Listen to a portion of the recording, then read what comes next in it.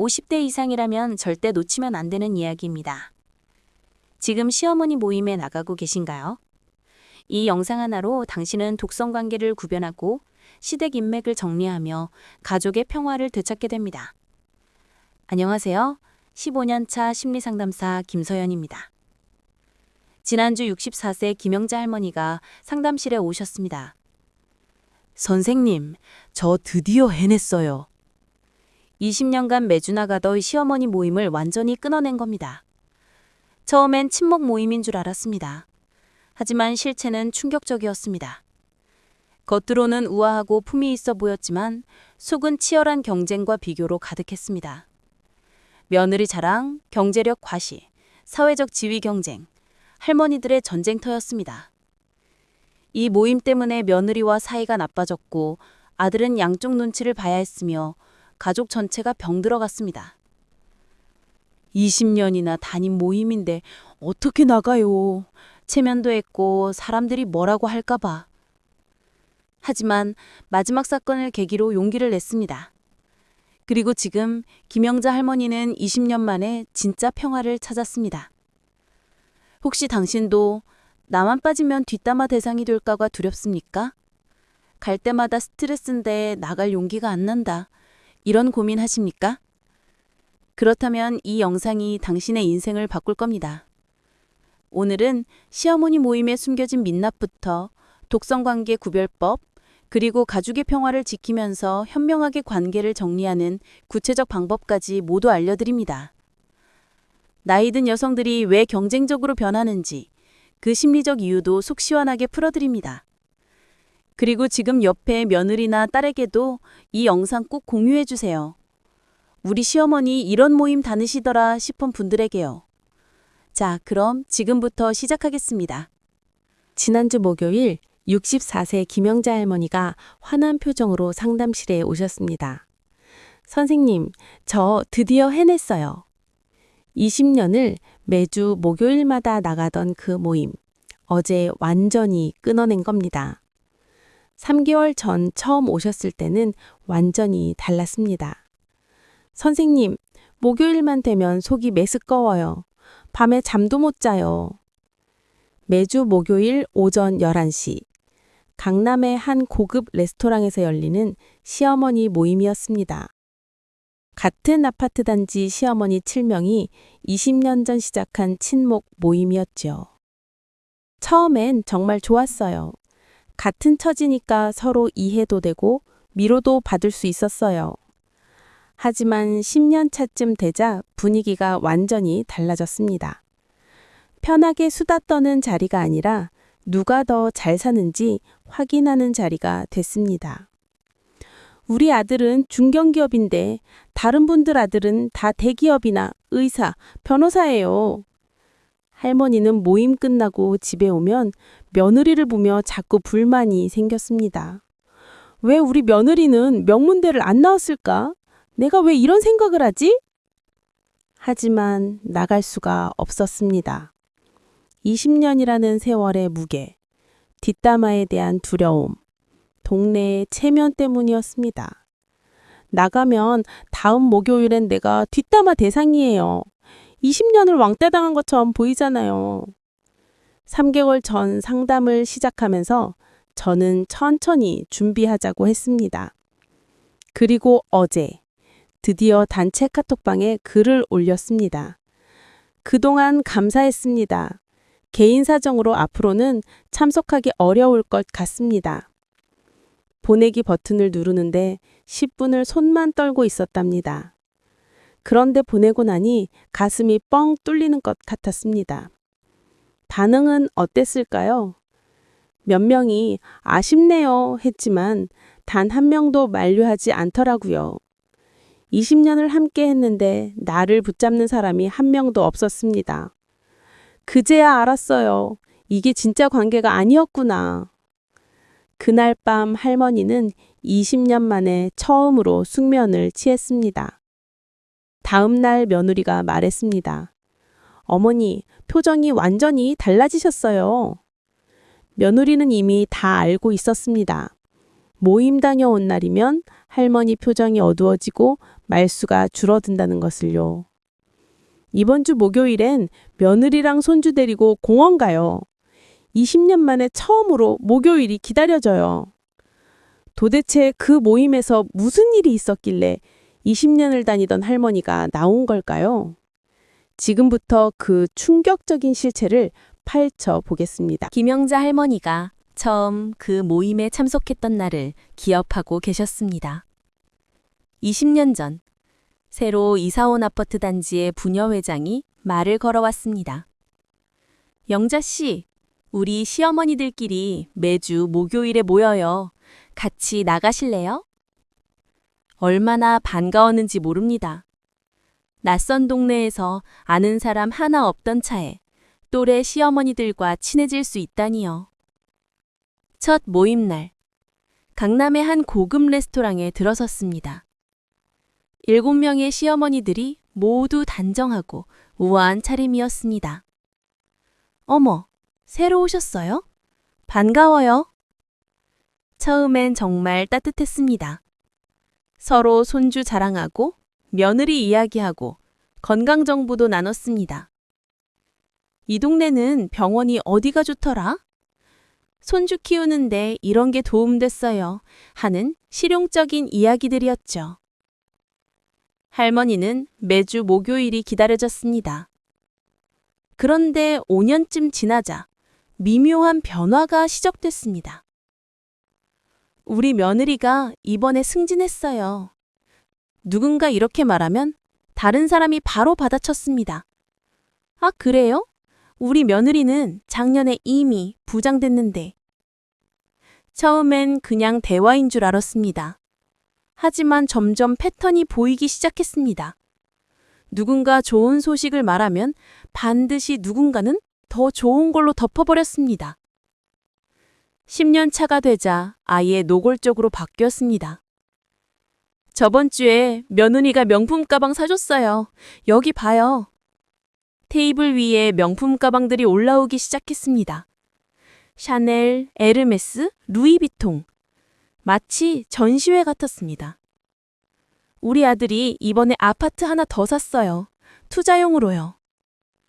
손주가 영어 유치원 들어갔어요. 한 달에 200만 원이지만 투자해야죠. 할머니는 그 자리에서 점점 작아졌습니다.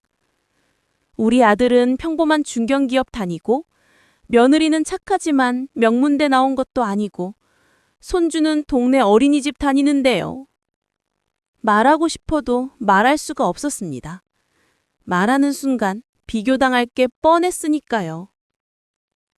15년 차쯤 되자 서열이 완전히 정해졌습니다. 1등은 아들이 대형 루펌 변호사인 박순덕 여사였습니다. 모임에서 가장 먼저 말하고 가장 중요한 결정을 내렸습니다. 다음 주엔 조금 더 좋은 레스토랑으로 가요. 제가 예약할게요. 나머지는 그냥 따를 뿐이었습니다. 꼴찌는 할머니였습니다. 아들이 제일 평범하고 며느리 스펙도 제일 낮고 경제력도 제일 약했으니까요. 할머니가 말을 하면 다들 건성으로 들었습니다. 아, 그래요? 그리고 바로 다음 사람이 자기 이야기를 시작했습니다. 모임이 끝나고 집에 오는 길, 할머니는 항상 좌괴감에 빠졌습니다. 내가 뭐가 부족하다고 저렇게 무시당해야 하지? 겉으로는 우아하고 품위 있는 시어머니들의 모임이었습니다. 하지만 속은 치열한 생존 게임이었습니다.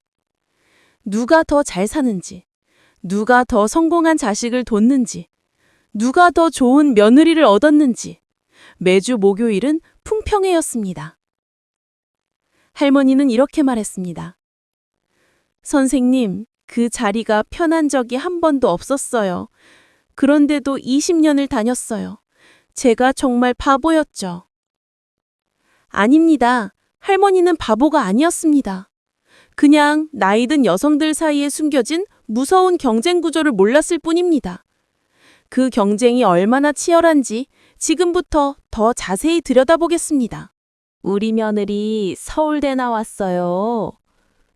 박순덕 연사가 말했습니다. 테이블이 순간 조용해졌습니다. 의대는 아니고 경영학과인데 그래도 서울대니까요. 다른 할머니들의 표정이 미묘하게 굳었습니다. 김영자 할머니는 그 순간을 생생히 기억합니다. 자기 며느리는 지방 사립대 나왔는데 감히 입을 열 수가 없었습니다.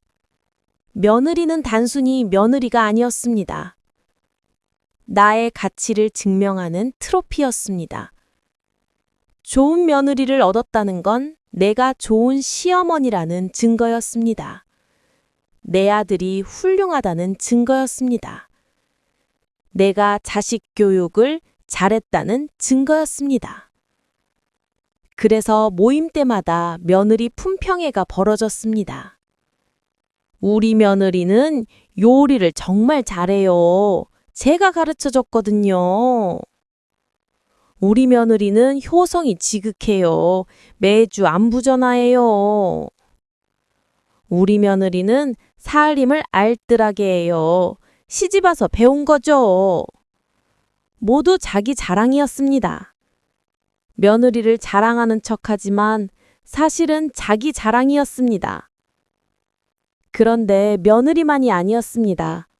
아들 직장도 경쟁 대상이었습니다. 우리 아들 이번에 또 승진했어요. 이사 됐어요. 우리 아들은 작년 연봉이 1억 넘었대요. 우리 아들 회사가 코스닥 상장했어요. 선주도 빼놓을 수 없었습니다. 우리 선주 영어 유치원 보내요. 한 달에 250만 원이지만 투자죠. 선주가 벌써 영어로 대화해요. 3살인데요. 선주를 미국 조기 유학 보낼 계획이에요. 심지어 집 평수까지 비교 대상이었습니다. 우리 아들 집이 50평이에요. 강남이고요. 우리는 60평인데 한강뷰예요. 할머니는 이 모든 대화를 들으며 숨이 막혔습니다. 우리 아들 집은 30평 빌라인데요. 입도 벙긋할 수 없었습니다. 해외여행 자랑도 빠지지 않았습니다. 이번 여름에 며느리가 유럽 여행 보내줬어요. 2주 일정이에요. 우리는 일본 온천 다녀왔어요. 아들이 비즈니스석 끊어줬어요. 명품 가방은 기본이었습니다. 매주 새로운 가방이 테이블 위에 올라왔습니다. 이번에 며느리가 에르메스 사줬어요. 한정판이래요. 우리 아들이 샤넬 사줬는데 이거 요즘 구하기 힘든 거예요. 할머니는 10년 된 가방을 들고 그 자리에 앉아 있어야 했습니다. 가방뿐이 아니었습니다. 옷, 신발, 액세서리, 심지어 화장품까지 비교 대상이었습니다. 이 립스틱 프랑스에서 직접 싸왔어요. 저 크림 백화점 VIP 전용이에요. 할머니는 점점 움츠러들었습니다. 말 한마디 할 때마다 비교당할까봐 두려웠습니다. 그래서 그냥 듣기만 했습니다. 웃으며 고개만 끄덕였습니다. 속으로는 칼로 베이는 것 같았지만요. 모임이 끝나고 집에 오면 며느리에게 화가 났습니다. 왜 우리 며느리는 명문대를 못 나왔을까? 왜 우리 아들은 의사나 변호사가 아닐까? 며느리한테 잘못은 하나도 없는데 자꾸 불만이 생겼습니다. 그게 제일 괴로웠습니다. 착한 며느리를, 잘 사는 아들을 원망하는 내 모습이 싫었습니다. 하지만 목요일만 되면 또 그 자리에 나갔습니다. 20년 동안 말입니다. 이게 바로 나이든 여성들 사이에 치열한 전쟁이었습니다. 총칼 없는 전쟁이었습니다. 그리고 이 전쟁은 할머니 혼자만 아픈 게 아니었습니다. 가족 전체가 병들어갔습니다. 영자 씨, 요즘 며느리가 살 좀 쪘던데 관리 안 시켜요? 박순덕 여사가 웃으며 말했습니다. 다른 사람들도 웃었습니다. 할머니는 얼굴이 화끈 달아올랐습니다. 이게 바로 독성 관계의 첫 번째 신호입니다. 농담이라는 이름의 공격이었습니다. 농담이에요, 농담. 왜 그렇게 심각하게 받아들여요? 공격한 뒤에는 항상 이렇게 말했습니다. 하지만 듣는 사람은 상처받았습니다. 이런 일이 한두 번이 아니었습니다. 영자 씨 아들 아직도 그 회사 다녀요? 이직 안 해요? 영자 씨 손주는 학원 안 보내요? 요즘 애들은 다 보내는데. 모두 질문 형식이었지만 사실은 공격이었습니다. 두 번째 신호는 단체 카톡방에서 시작됐습니다. 어느 날부터 할머니만 빼고 대화가 오갔습니다. 다음 주에 우리 6명만 따로 만날까요? 할머니는 그 메시지를 보고 가슴이 철렁 내려앉았습니다. 나만 빼고? 다음 모임에 나갔더니 6명이 뭔가 아는 표정이었습니다. 할머니만 모르는 이야기를 하고 있었습니다. 미묘한 배제가 시작된 겁니다. 세 번째 신호는 편가르기였습니다. 박순덕 여사를 중심으로 한 그룹이 생겼습니다. 아들이 전문직인 3명이 한 팀이었습니다. 나머지 3명은 자연스럽게 밀려났습니다. 우리 편, 저 편이 생긴 겁니다. 할머니는 당연히 밀려난 쪽이었습니다. 네 번째 신호는 몸이 보내는 경고였습니다. 목요일만 되면 속이 메스꺼웠습니다. 밤에 잠을 설쳤습니다. 모임 다녀온 날은 하루 종일 기분이 가라앉았습니다. 두통도 생겼습니다. 몸이 이미 알고 있었습니다. 이 관계가 독이라는 것을요. 다섯 번째 신호는 가장 결정적이었습니다. 모임 후에 에너지가 충전되는 게 아니라 완전히 방전됐습니다. 진짜 친구를 만나면 힘이 생깁니다. 웃음이 나오고 마음이 편해집니다. 하지만 이 모임은 정반대였습니다. 만나고 나면 자존감이 바닥으로 떨어졌습니다. 내가 부족한 사람처럼 느껴졌습니다. 우울해지고 짜증이 났습니다. 여러분, 지금 체크해 보세요. 당신이 나가는 모임에서 이런 신호가 보입니까? 농담이라는 이름으로 당신을 공격합니까? 단체 대화에서 당신만 빼고 이야기가 오갑니까? 편가르기가 있고 당신은 항상 밀리는 쪽입니까? 모임 날만 되면 몸이 아프고 스트레스 받습니까? 만나고 나면 기분이 안 좋고 자존감이 떨어집니까?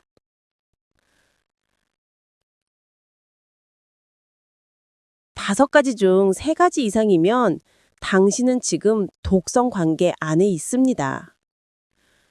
그리고 이 독성은 천천히, 확실하게 당신을 잠식합니다.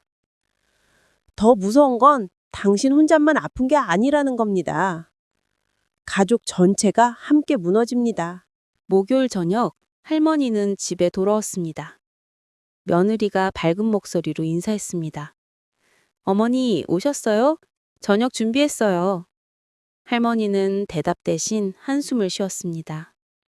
며느리를 보니까 오늘 들은 말들이 떠올랐습니다. 우리 며느리는 약사예요. 우리 며느리는 명문대 나왔어요. 할머니는 며느리에게 통명스럽게 말했습니다. 며느리, 요즘 운동 안 해요? 살 좀 빠졌으면 좋겠네. 며느리의 표정이 굳었습니다. 네, 알겠습니다. 며느리는 할머니가 모임 다녀온 날이면 항상 이렇다는 걸 알았습니다. 트집을 잡고 불만을 쏟아내고 비교를 했습니다. 다른 집 며느리는 이러던데 저러던데. 며느리는 말없이 참았습니다. 하지만 속으로는 상처받았습니다. 아들이 집에 돌아왔습니다. 며느리가 조용히 말했습니다.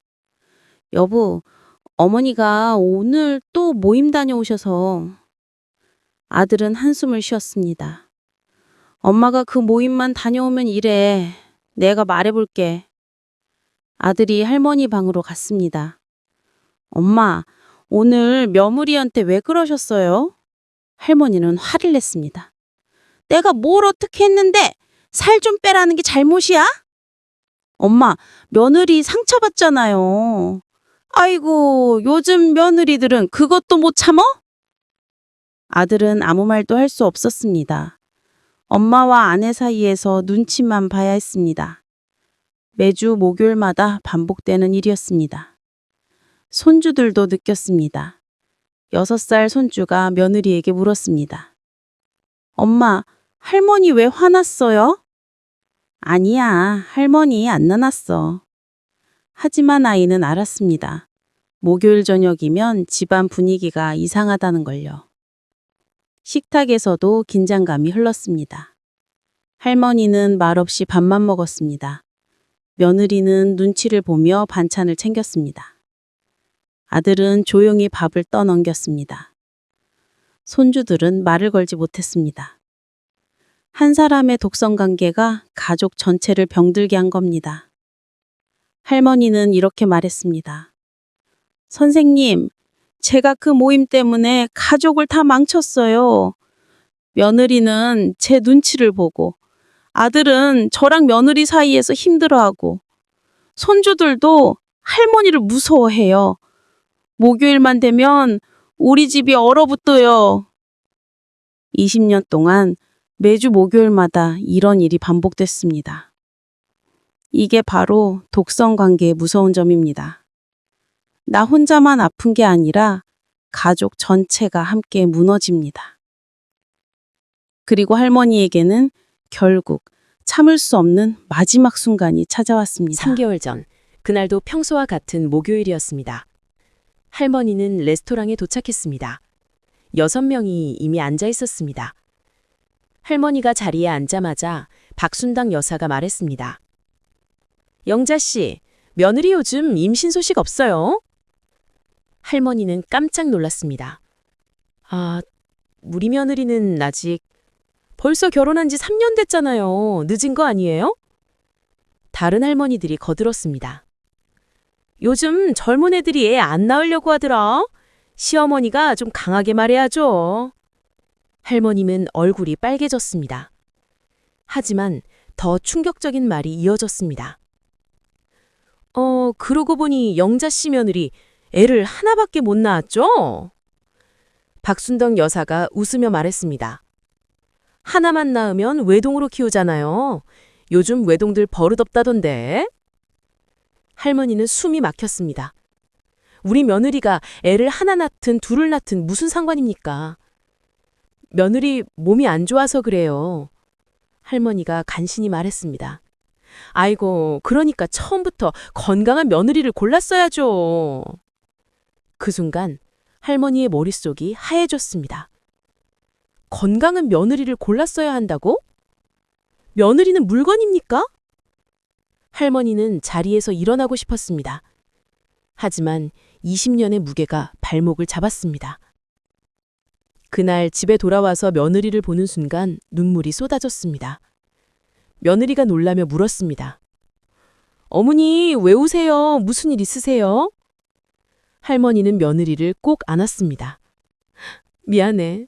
정말 미안해. 그날 밤 할머니는 잠을 이룰 수 없었습니다. 20년 동안 내가 뭘 한 걸까? 며느리를 물건처럼 평가하는 사람들과 어울렸다니요. 그리고 나도 모르게 며느리를 그렇게 대했다니요. 다음날 할머니는 제게 전화를 했습니다. 선생님, 상담 예약하고 싶어요. 더는 못 참겠어요. 상담실에서 할머니는 모든 걸 털어놨습니다. 20년 동안 저는 뭘 지킨 걸까요? 체면? 전통? 인맥? 그걸 지키느라 며느리를 상처 주고 아들을 힘들게 하고 손주들을 불안하게 만들었어요. 할머니는 결심했습니다. 이번 주 목요일이 마지막이라고요. 그 주 목요일 할머니는 모임에 나갔습니다. 평소처럼 식사를 하고 차를 마셨습니다. 그리고 조용히 말했습니다. 여러분, 저는 오늘이 마지막입니다. 테이블이 조용해졌습니다. 20년 동안 감사했습니다. 이제는 제 가족과 시간을 보내려고요. 박순덕 여사가 물었습니다. 무슨 일 있어요? 우리가 뭘 잘못했어요? 할머니는 고개를 저었습니다. 아니에요. 제 선택입니다. 그날 이후 할머니는 단체 카톡방에도 탈퇴 메시지를 남겼습니다. 반응은 예상대로였습니다. 몇 명은 아쉽네요 했지만 아무도 붙잡지 않았습니다. 20년을 함께 했지만 진짜 관계는 아니었던 겁니다. 할머니는 그날 밤 20년 만에 처음으로 숙면을 취했습니다.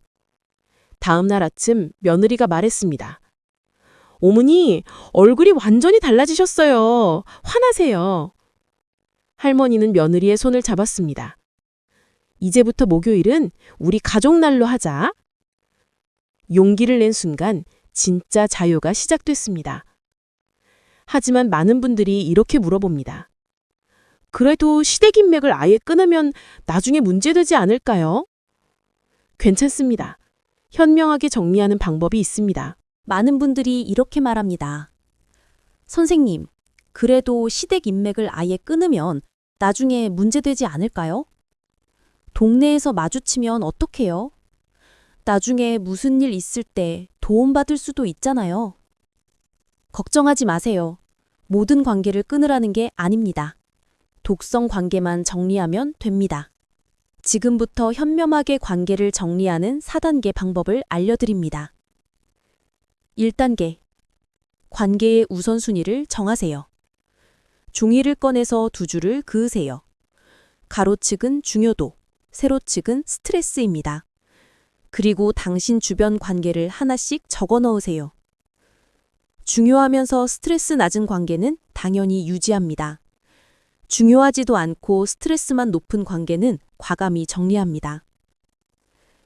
김영자 할머니의 경우 시어머니 모임은 중요하지도 않고 스트레스만 극심했습니다. 당연히 정리 대상이었죠. 2단계.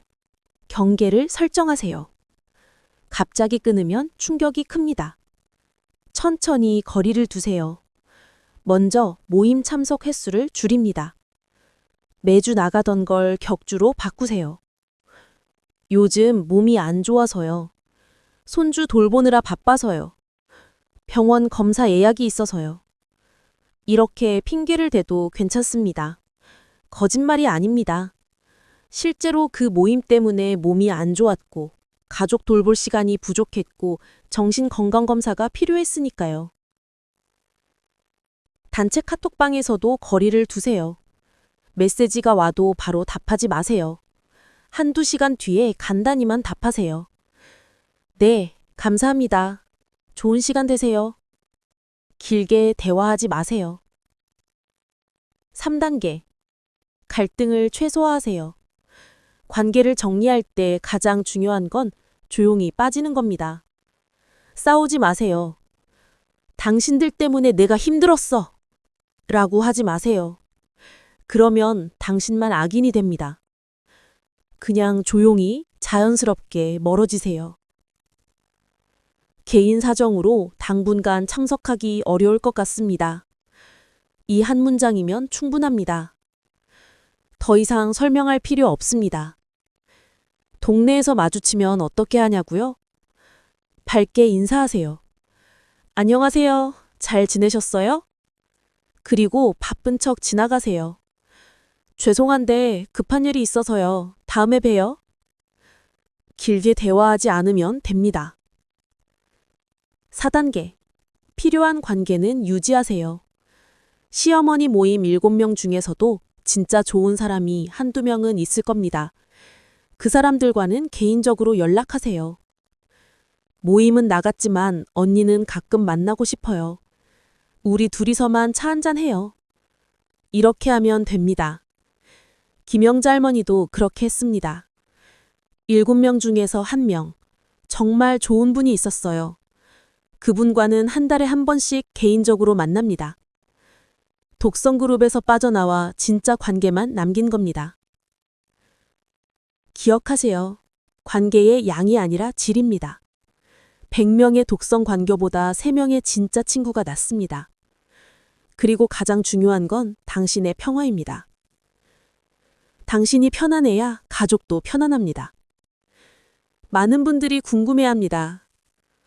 도대체 왜 나이 든 여성들은 이렇게 경쟁적으로 변하는 걸까요? 그 이유를 지금부터 알려드립니다.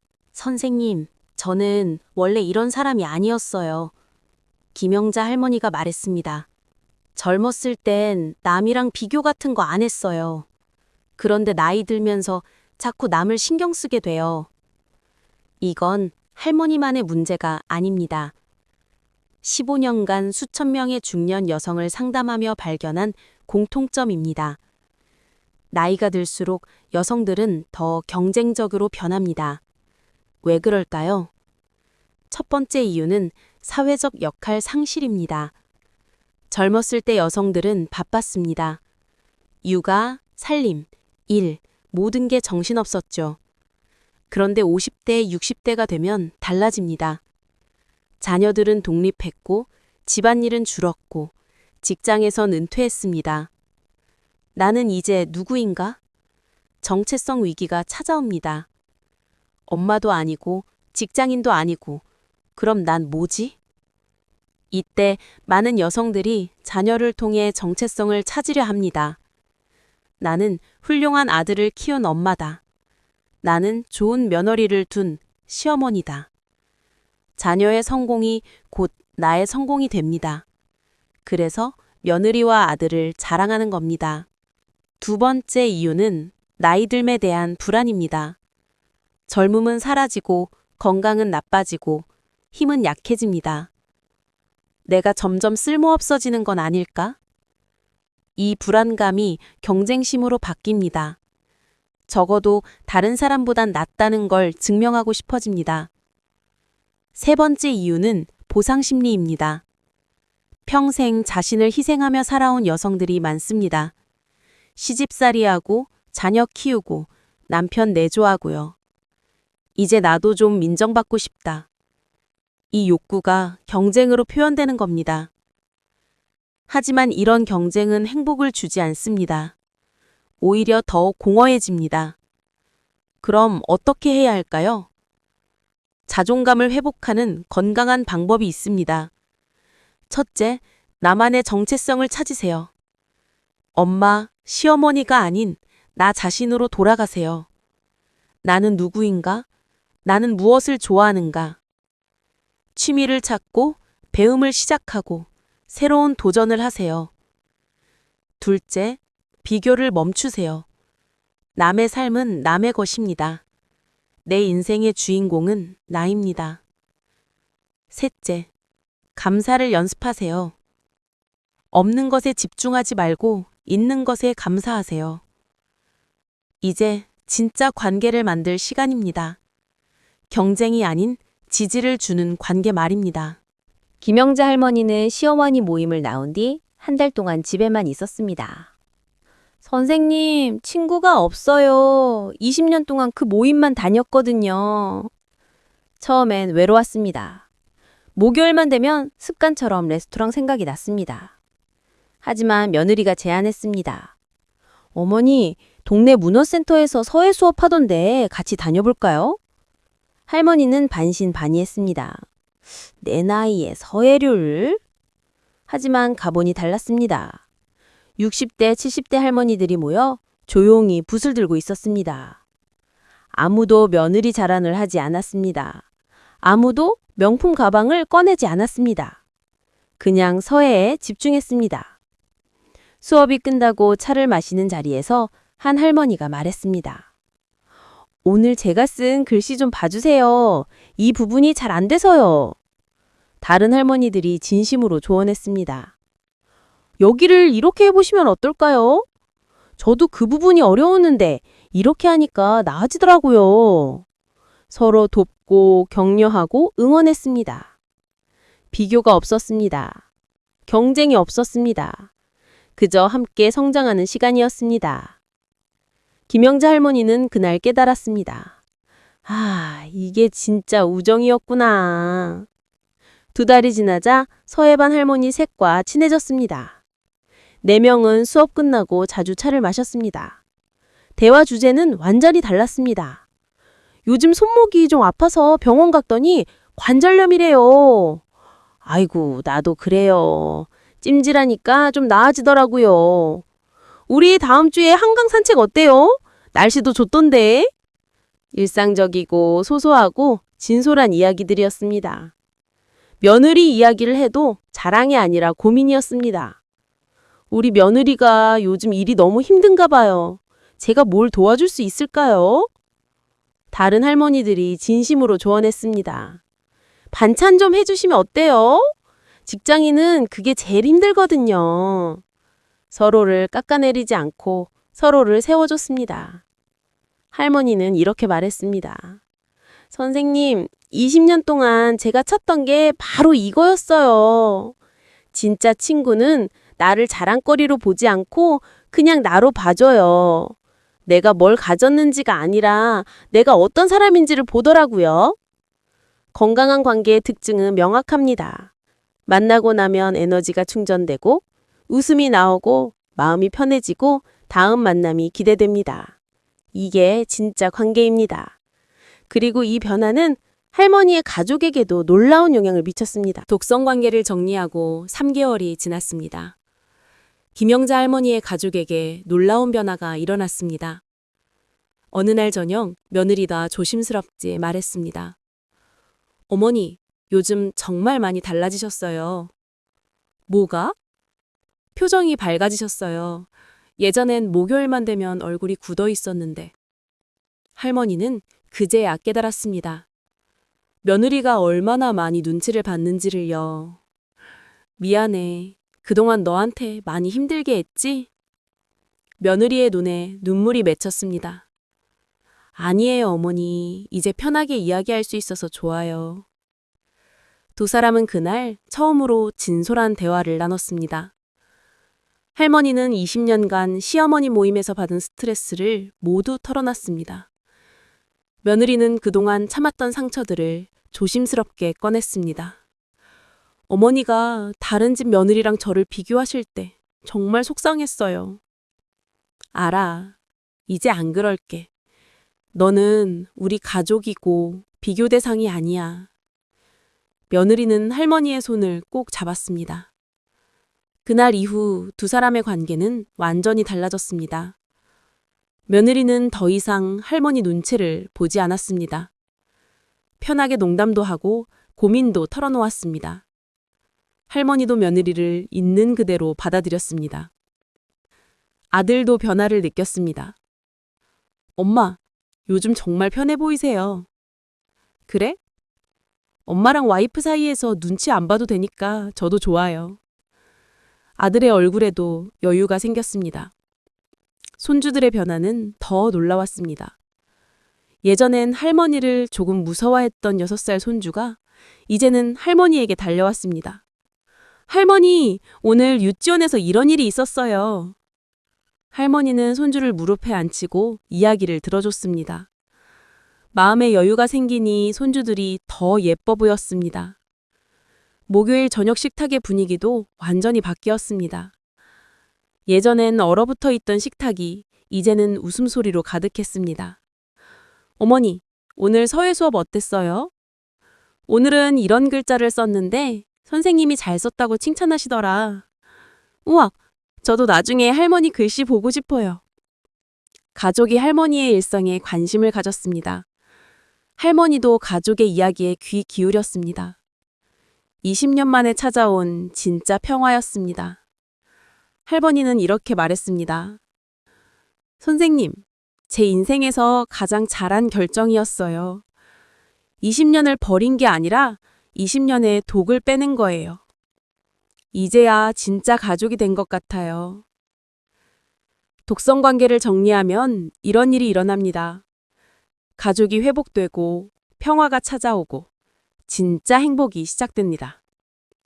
그렇다면 이제 중년 이후의 인간관계는 어떻게 가져가야 할까요? 젊었을 땐 친구가 많은 게 자랑이었습니다.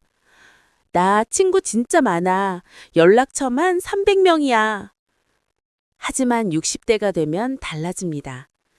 연락처 300명 중에 진짜 친구는 몇 명일까요? 김영자 할머니는 깨달았습니다. 20년 동안 매주 만난 7명보다 한 달에 한 번 만나는 3명이 더 소중해요. 중년 이후 인간관계의 핵심은 양이 아니라 질입니다.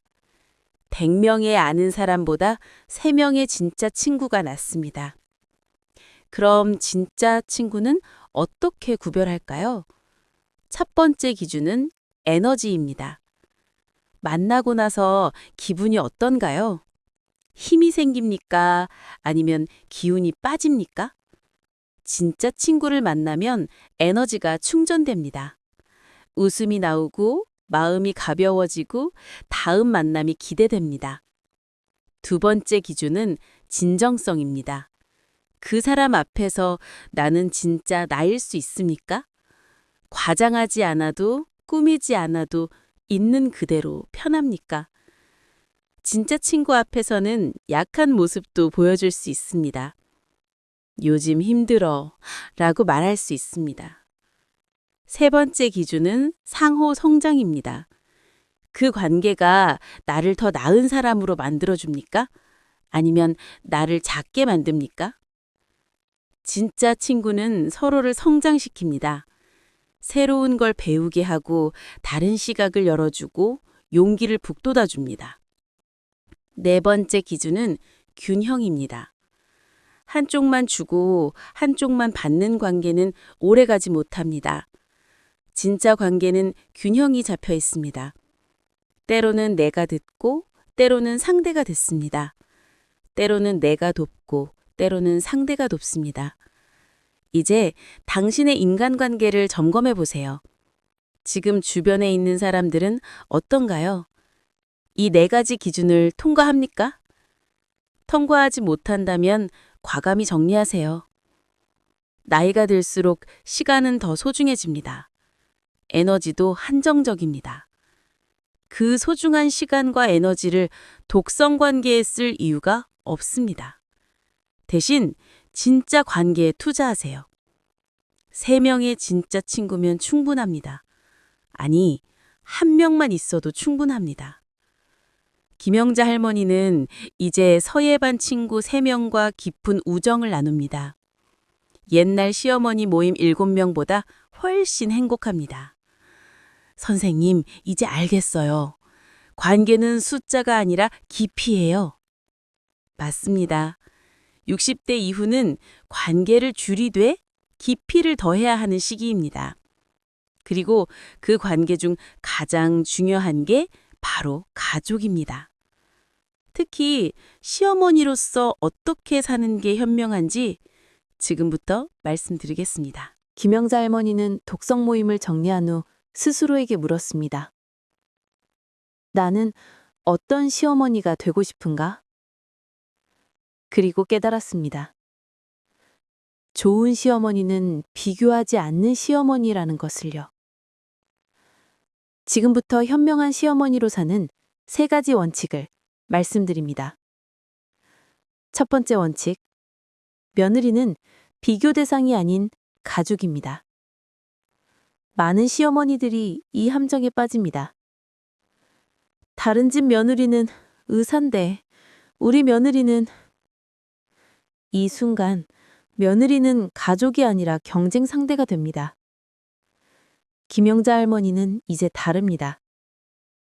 며느리가 다른 사람과 비교되는 순간 의식적으로 생각을 멈춥니다. 아니야, 우리 며느리는 우리 며느리야. 다른 사람이랑 비교할 필요 없어. 며느리에게도 직접 말했습니다. 너는 우리 가족이야. 네가 무슨 학교 나왔든 무슨 일 하든 그건 중요하지 않아. 며느리는 그 말에 눈물을 흘렸습니다. 시집 온 지 10년 만에 처음 듣는 말이었으니까요. 두 번째 원칙. 아들 부부의 삶에 조언자이지 지배자가 아닙니다. 많은 시어머니들이 착각합니다. 내가 인생 경험이 많으니까 내 말이 맞아. 하지만 세대가 다르고 환경이 다르고 가치관도 다릅니다.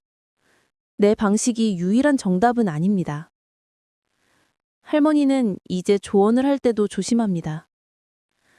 내 생각은 이런데 너희들은 어떻게 생각해? 물어봐서 미안한데 요즘 육아는 어떻게 하는 게 좋대? 지시가 아니라 질문입니다.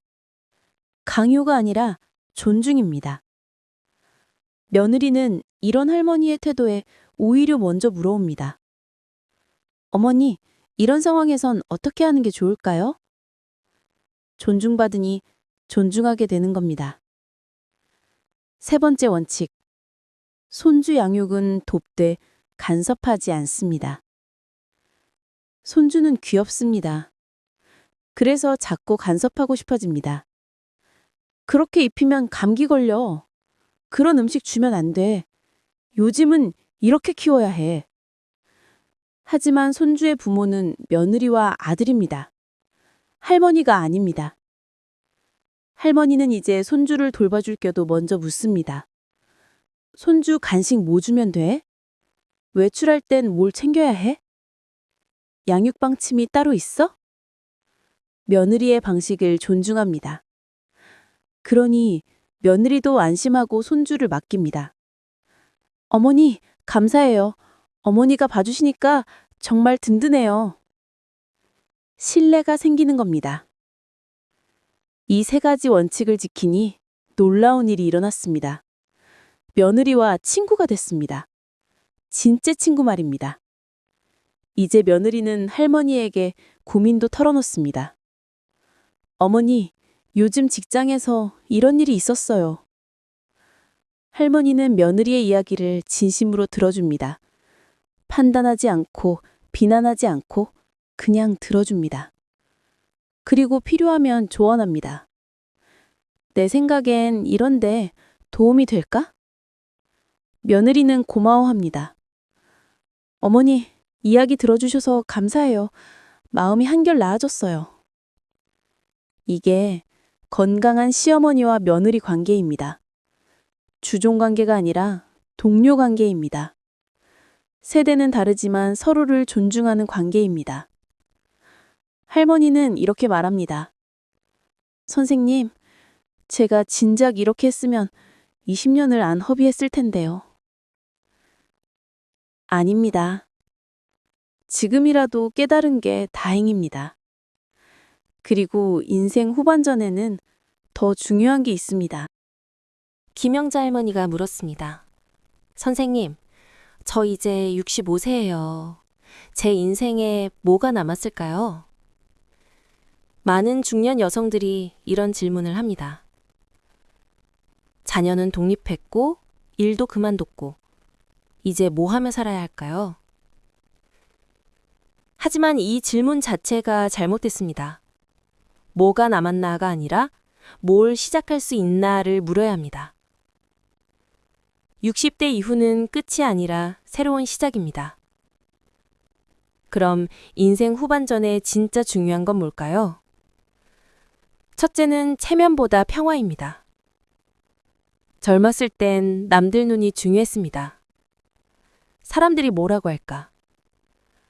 하지만 이제는 다릅니다. 남들이 뭐라고 하든 내가 편한 게 우선입니다.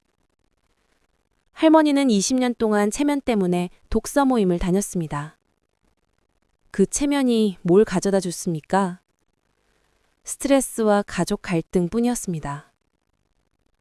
이제는 평화를 선택합니다. 둘째는 경쟁보다 만족입니다. 누가 더 잘 사는지는 중요하지 않습니다. 내가 지금 만족하는지가 중요합니다. 남과 비교하는 순간 만족은 사라집니다. 항상 나보다 더 잘 사는 사람이 있으니까요. 하지만 내 삶에 집중하면 감사할 게 보입니다. 건강한 몸, 따뜻한 가족, 소소한 일상의 행복들이요. 셋째는 증명이 아닌 향유입니다.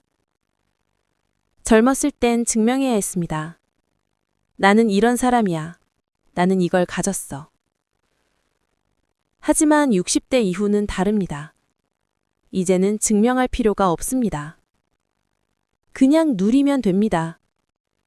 오늘 햇살이 따뜻한 것, 손주가 웃는 것, 며느리와 나눈 대화가 편한 것. 이런 순간들을 온전히 느끼면 됩니다. 넷째는 남들에게 보여주는 삶에서 나를 위한 삶으로입니다. 20년 동안 할머니는 남들에게 보여주기 위해 살았습니다. 좋은 명품 가방, 훌륭한 며느리, 성공한 아들. 하지만 이제는 다릅니다. 서예를 배우고 친구들과 차를 마시고 손주와 공원을 가는 것.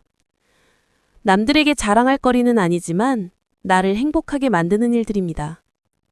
이게 진짜 인생입니다. 할머니는 이렇게 말합니다. 선생님, 저 이제 정말 행복해요. 명품 가방도 없고 며느리가 의사도 아니고 아들이 대기업도 아니지만요. 그냥 우리 가족이랑 웃으며 밥 먹고 친구들이랑 차 마시고 이게 행복이더라고요. 맞습니다. 행복은 거창한 데 있지 않습니다. 의미 있는 관계 속에 있습니다. 60대 이후 당신에게 필요한 건 많은 것이 아닙니다. 진짜 관계 몇 개면 충분합니다. 이제 마지막으로 비슷한 상황에 있는 당신에게 드리는 말씀이 있습니다. 지금 이 영상을 보고 계신 당신, 혹시 지금 독성 관계 속에서 힘들어하고 계신가요? 나가고 싶지만 용기가 안 나시나요? 김영자 할머니도 그랬습니다. 20년을 참다가 65세에 용기를 냈습니다. 너무 늦은 거 아닐까요? 할머니가 물었습니다. 저는 이렇게 대답했습니다. 아닙니다. 지금이 가장 빠릅니다. 변화는 언제나 가능합니다. 60대든 70대든 80대든 상관없습니다. 오늘이 당신 인생의 첫날입니다. 지금부터 3단계 실행 가이드를 드립니다. 1단계, 오늘부터 관계를 관찰하세요. 당신이 나가는 모임에서 돌아온 후 기분이 어떤가요? 에너지가 충전됩니까? 방전됩니까? 일주일 동안 기록해 보세요. 목요일 모임 후 기분, 금요일 기분, 이렇게요. 패턴이 보일 겁니다. 2단계, 이번 주에 작은 경계 하나를 설정하세요. 갑자기 큰 결단을 내릴 필요 없습니다. 작은 것부터 시작하세요. 다음 모임에 한번 빠져보세요. 몸이 안 좋아서요. 이 한마디면 충분합니다. 단체 카톡에 답장을 늦춰보세요. 바로 답하지 말고 몇 시간 후에 답하세요. 이것만으로도 당신은 경계를 연습하는 겁니다. 3단계, 이번 달 안에 독성 관계 하나를 정리하세요. 가장 스트레스 주는 관계 하나만 골라보세요. 꼭 모임 전체일 필요 없습니다. 그 모임 안에서 가장 독성인 사람 하나만 거리를 둬도 됩니다. 단체 카톡방을 나가거나 개인 연락을 끊거나 모임 자체를 그만두거나 당신이 편한 방법으로 하세요. 그리고 기억하세요. 당신은 충분히 용기 있는 사람입니다. 이 영상을 끝까지 본 것만으로도 당신은 이미 변화를 시작한 겁니다. 당신의 평화가 가장 중요합니다. 세면보다, 전통보다, 남들 눈보다 중요합니다. 당신이 편안해야 가족도 편안합니다. 당신이 행복해야 주변도 행복합니다. 20년을 참을 필요 없습니다. 오늘부터 시작하세요. 작은 한 걸음이면 충분합니다. 그 작은 한 걸음이 당신 인생을 바꿀 겁니다. 김영자 할머니처럼 말입니다. 당신도 할 수 있습니다. 저는 당신을 응원합니다. 그리고 많은 사람들이 당신을 응원합니다. 댓글로 당신의 이야기를 나눠주세요. 비슷한 상황에 있는 분들에게 큰 힘이 될 겁니다. 이 영상이 도움되셨다면 구독과 좋아요 부탁드립니다. 그리고 지금 비슷한 상황에 있는 지인에게 이 영상을 공유해 주세요. 함께 변화를 시작할 수 있도록요. 당신의 용기 있는 선택을 진심으로 응원합니다. 김영자 할머니는 지금 어떻게 지내고 계실까요? 매주 목요일 오전 할머니는 서예 수업에 갑니다. 점심엔 친구 셋과 차를 마십니다. 오후엔 며느리와 손주를 만나 공원을 산책합니다. 저녁엔 가족과 함께 웃으며 식사를 합니다. 할머니는 이렇게 말했습니다. 선생님, 제 인생에서 가장 잘한 결정이었어요. 당신도 할 수 있습니다. 오늘부터 시작하세요. 당신의 평화를 위해, 가족의 행복을 위해, 진짜 당신의 인생을 위해 용기 내세요. 당신은 충분히 할 수 있습니다. 50대 이상이라면 절대 놓치면 안 되는 이야기입니다. 지금 시어머니 모임에 나가고 계신가요? 이 영상 하나로 당신은 독성 관계를 구별하고 시댁 인맥을 정리하며 가족의 평화를 되찾게 됩니다. 안녕하세요. 15년차 심리상담사 김서연입니다. 지난주 64세 김영자 할머니가 상담실에 오셨습니다. 선생님, 저 드디어 해냈어요. 20년간 매주 나가던 시어머니 모임을 완전히 끊어낸 겁니다. 처음엔 친목 모임인 줄 알았습니다. 하지만 실체는 충격적이었습니다. 겉으로는 우아하고 품위 있어 보였지만 속은 치열한 경쟁과 비교로 가득했습니다. 며느리 자랑, 경제력 과시, 사회적 지위 경쟁, 할머니들의 전쟁터였습니다. 이 모임 때문에 며느리와 사이가 나빠졌고 아들은 양쪽 눈치를 봐야 했으며 가족 전체가 병들어갔습니다. 20년이나 다닌 모임인데 어떻게 나가요? 체면도 했고 사람들이 뭐라고 할까봐. 하지만 마지막 사건을 계기로 용기를 냈습니다. 그리고 지금 김영자 할머니는 20년 만에 진짜 평화를 찾았습니다. 혹시 당신도 나만 빠지면 뒷담화 대상이 될까가 두렵습니까? 갈 때마다 스트레스인데 나갈 용기가 안 난다. 이런 고민하십니까? 그렇다면 이 영상이 당신의 인생을 바꿀 겁니다. 오늘은 시어머니 모임에 숨겨진 민낯부터 독성관계 구별법, 그리고 가족의 평화를 지키면서 현명하게 관계를 정리하는 구체적 방법까지 모두 알려드립니다. 나이 든 여성들이 왜 경쟁적으로 변하는지 그 심리적 이유도 속 시원하게 풀어드립니다. 그리고 지금 옆에 며느리나 딸에게도 이 영상 꼭 공유해주세요. 우리 시어머니 이런 모임 다니시더라 싶은 분들에게요. 자, 그럼 지금부터 시작하겠습니다. 지난주 목요일 64세 김영자 할머니가 환한 표정으로 상담실에 오셨습니다. 선생님, 저 드디어 해냈어요. 20년을 매주 목요일마다 나가던 그 모임, 어제 완전히 끊어낸 겁니다. 3개월 전 처음 오셨을 때는 완전히 달랐습니다. 선생님, 목요일만 되면 속이 메스꺼워요. 밤에 잠도 못 자요. 매주 목요일 오전 11시, 강남의 한 고급 레스토랑에서 열리는 시어머니 모임이었습니다. 같은 아파트 단지 시어머니 7명이 20년 전 시작한 친목 모임이었죠. 처음엔 정말 좋았어요. 같은 처지니까 서로 이해도 되고 위로도 받을 수 있었어요. 하지만 10년 차쯤 되자 분위기가 완전히 달라졌습니다.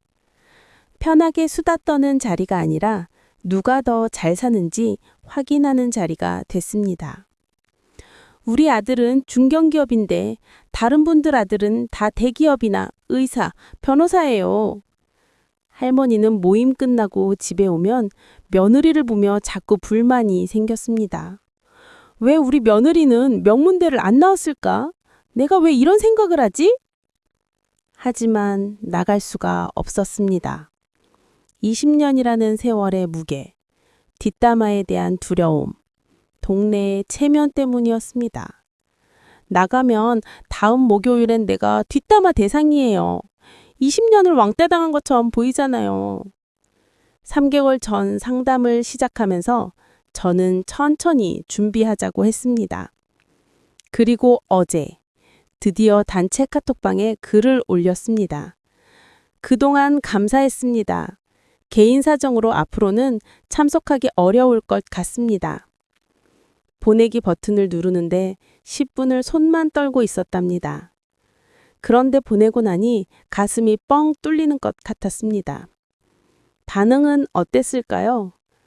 몇 명이 아쉽네요 했지만 단 한 명도 만류하지 않더라고요. 20년을 함께 했는데 나를 붙잡는 사람이 한 명도 없었습니다. 그제야 알았어요. 이게 진짜 관계가 아니었구나. 그날 밤 할머니는 20년 만에 처음으로 숙면을 취했습니다. 다음 날 며느리가 말했습니다. 어머니, 표정이 완전히 달라지셨어요. 며느리는 이미 다 알고 있었습니다.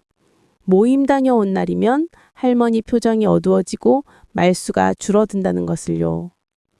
이번 주 목요일엔 며느리랑 손주 데리고 공원 가요. 20년 만에 처음으로 목요일이 기다려져요.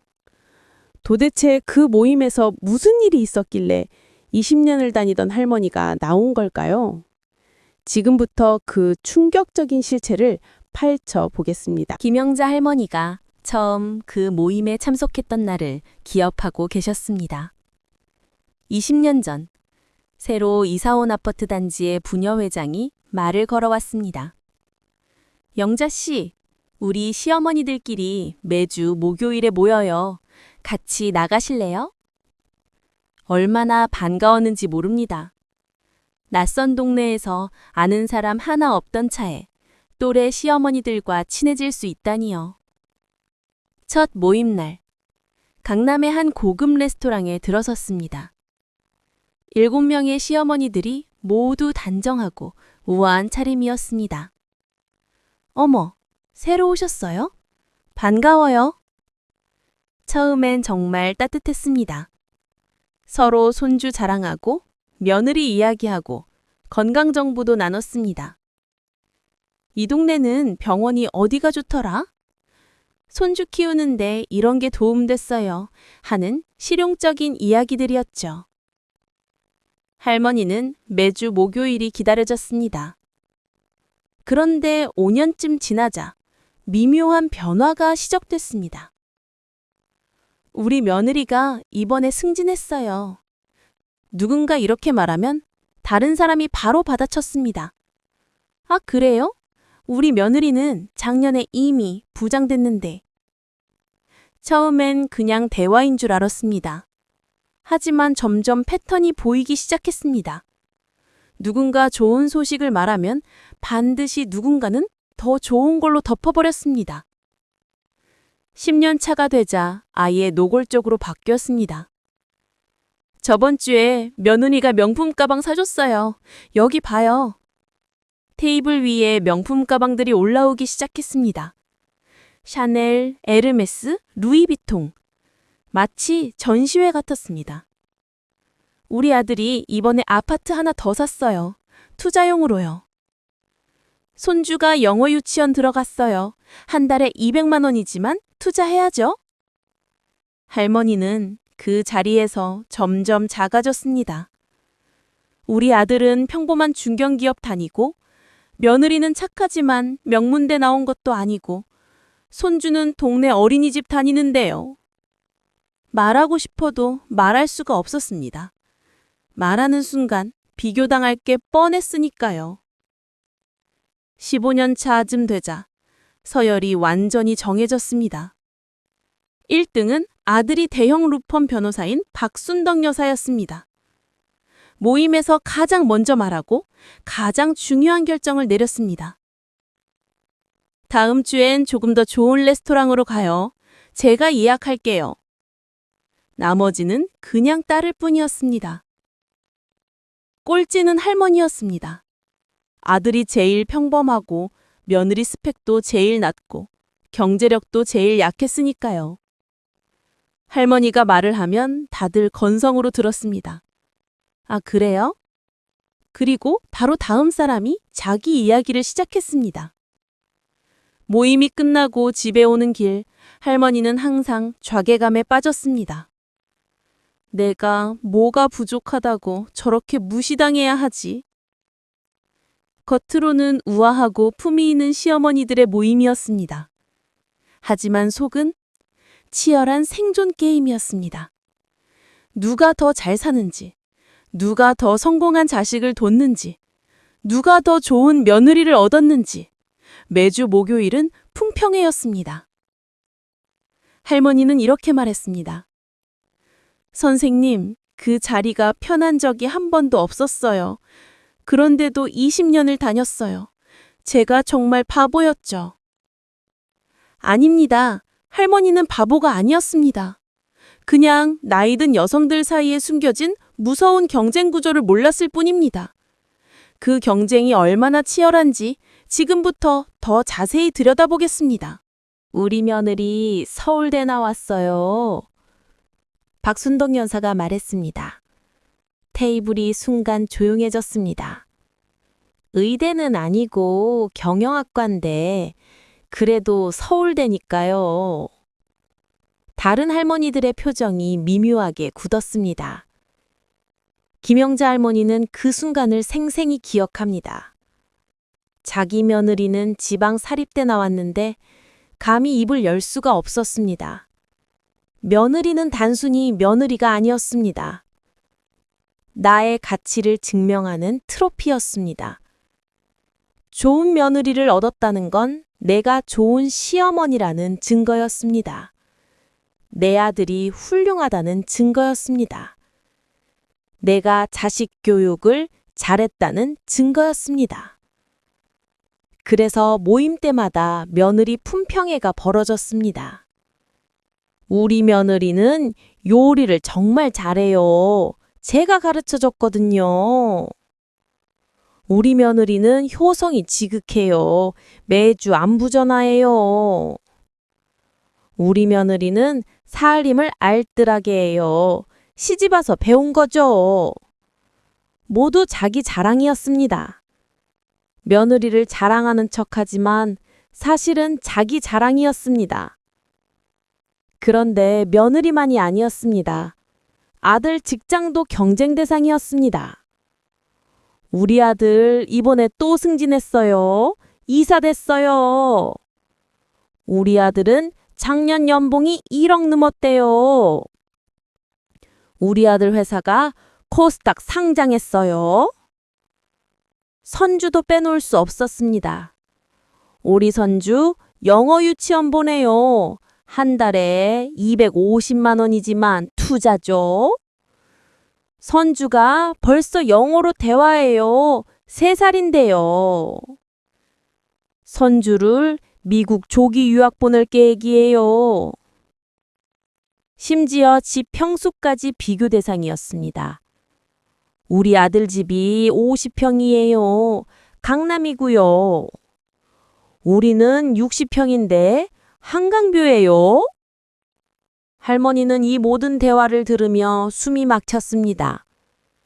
우리 아들 집은 30평 빌라인데요. 입도 벙긋할 수 없었습니다. 해외여행 자랑도 빠지지 않았습니다. 이번 여름에 며느리가 유럽 여행 보내줬어요. 2주 일정이에요. 우리는 일본 온천 다녀왔어요. 아들이 비즈니스석 끊어줬어요. 명품 가방은 기본이었습니다. 매주 새로운 가방이 테이블 위에 올라왔습니다. 이번에 며느리가 에르메스 사줬어요. 한정판이래요. 우리 아들이 샤넬 사줬는데 이거 요즘 구하기 힘든 거예요. 할머니는 10년 된 가방을 들고 그 자리에 앉아 있어야 했습니다. 가방뿐이 아니었습니다. 옷, 신발, 액세서리, 심지어 화장품까지 비교 대상이었습니다. 이 립스틱 프랑스에서 직접 싸왔어요. 저 크림 백화점 VIP 전용이에요. 할머니는 점점 움츠러들었습니다. 말 한마디 할 때마다 비교당할까봐 두려웠습니다. 그래서 그냥 듣기만 했습니다. 웃으며 고개만 끄덕였습니다. 속으로는 칼로 베이는 것 같았지만요. 모임이 끝나고 집에 오면 며느리에게 화가 났습니다. 왜 우리 며느리는 명문대를 못 나왔을까? 왜 우리 아들은 의사나 변호사가 아닐까? 며느리한테 잘못은 하나도 없는데 자꾸 불만이 생겼습니다. 그게 제일 괴로웠습니다. 착한 며느리를, 잘 사는 아들을 원망하는 내 모습이 싫었습니다. 하지만 목요일만 되면 또 그 자리에 나갔습니다. 20년 동안 말입니다. 이게 바로 나이든 여성들 사이에 치열한 전쟁이었습니다. 총칼 없는 전쟁이었습니다. 그리고 이 전쟁은 할머니 혼자만 아픈 게 아니었습니다. 가족 전체가 병들어갔습니다. 영자 씨, 요즘 며느리가 살 좀 쪘던데 관리 안 시켜요? 박순덕 여사가 웃으며 말했습니다. 다른 사람들도 웃었습니다. 할머니는 얼굴이 화끈 달아올랐습니다. 이게 바로 독성 관계의 첫 번째 신호입니다. 농담이라는 이름의 공격이었습니다. 농담이에요, 농담. 왜 그렇게 심각하게 받아들여요? 공격한 뒤에는 항상 이렇게 말했습니다. 하지만 듣는 사람은 상처받았습니다. 이런 일이 한두 번이 아니었습니다. 영자 씨 아들 아직도 그 회사 다녀요? 이직 안 해요? 영자 씨 손주는 학원 안 보내요? 요즘 애들은 다 보내는데. 모두 질문 형식이었지만 사실은 공격이었습니다. 두 번째 신호는 단체 카톡방에서 시작됐습니다. 어느 날부터 할머니만 빼고 대화가 오갔습니다. 다음 주에 우리 6명만 따로 만날까요? 할머니는 그 메시지를 보고 가슴이 철렁 내려앉았습니다. 나만 빼고? 다음 모임에 나갔더니 6명이 뭔가 아는 표정이었습니다. 할머니만 모르는 이야기를 하고 있었습니다. 미묘한 배제가 시작된 겁니다. 세 번째 신호는 편가르기였습니다. 박순덕 여사를 중심으로 한 그룹이 생겼습니다. 아들이 전문직인 3명이 한 팀이었습니다. 나머지 3명은 자연스럽게 밀려났습니다. 우리 편, 저 편이 생긴 겁니다. 할머니는 당연히 밀려난 쪽이었습니다. 네 번째 신호는 몸이 보내는 경고였습니다. 목요일만 되면 속이 메스꺼웠습니다. 밤에 잠을 설쳤습니다. 모임 다녀온 날은 하루 종일 기분이 가라앉았습니다. 두통도 생겼습니다. 몸이 이미 알고 있었습니다. 이 관계가 독이라는 것을요. 다섯 번째 신호는 가장 결정적이었습니다. 모임 후에 에너지가 충전되는 게 아니라 완전히 방전됐습니다. 진짜 친구를 만나면 힘이 생깁니다. 웃음이 나오고 마음이 편해집니다. 하지만 이 모임은 정반대였습니다. 만나고 나면 자존감이 바닥으로 떨어졌습니다. 내가 부족한 사람처럼 느껴졌습니다. 우울해지고 짜증이 났습니다. 여러분, 지금 체크해 보세요. 당신이 나가는 모임에서 이런 신호가 보입니까? 농담이라는 이름으로 당신을 공격합니까? 단체 대화에서 당신만 빼고 이야기가 오갑니까? 편가르기가 있고 당신은 항상 밀리는 쪽입니까? 모임 날만 되면 몸이 아프고 스트레스 받습니까? 만나고 나면 기분이 안 좋고 자존감이 떨어집니까?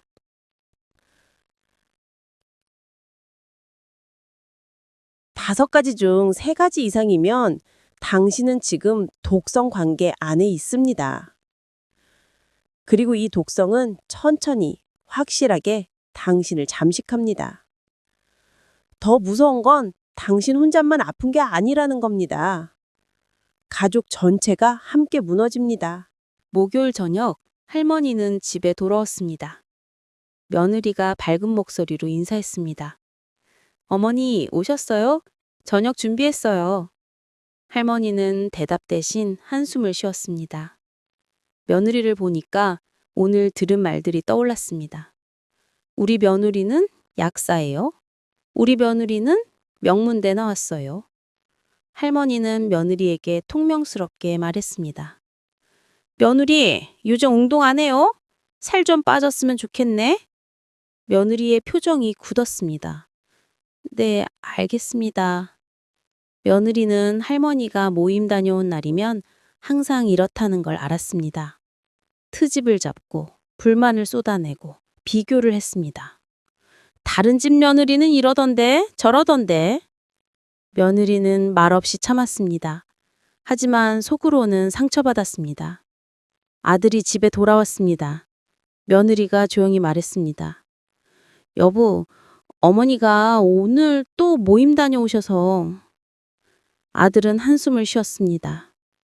엄마가 그 모임만 다녀오면 이래. 내가 말해볼게. 아들이 할머니 방으로 갔습니다. 엄마, 오늘 며느리한테 왜 그러셨어요? 할머니는 화를 냈습니다. 내가 뭘 어떻게 했는데 살 좀 빼라는 게 잘못이야? 엄마, 며느리 상처받잖아요. 아이고, 요즘 며느리들은 그것도 못 참어?